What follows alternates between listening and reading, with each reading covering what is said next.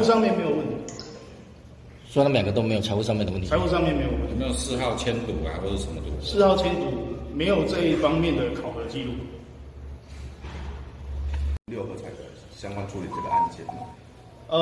据本分局的掌握这个中信巡佐在去年就有破获一个大型的这个6合彩签赌案，那持续在侦办这个签赌案后续的赌客。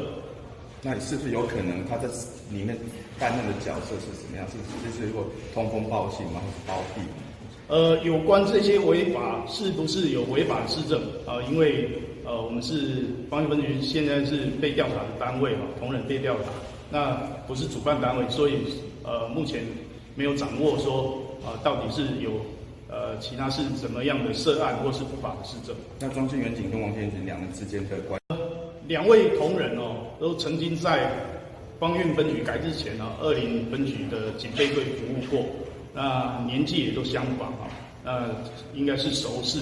那至于王姓员警在这起的这个侦查当中扮演什么角色，这个部分本分局目前尚未掌握。非常可以用。庄信巡佐从3月调来本分局方院分局以来历任的20跟草方院派出所表现正常。那王姓员警在本分局的交通组担任财法的业务已经将近5年多，那上下班都十分正常。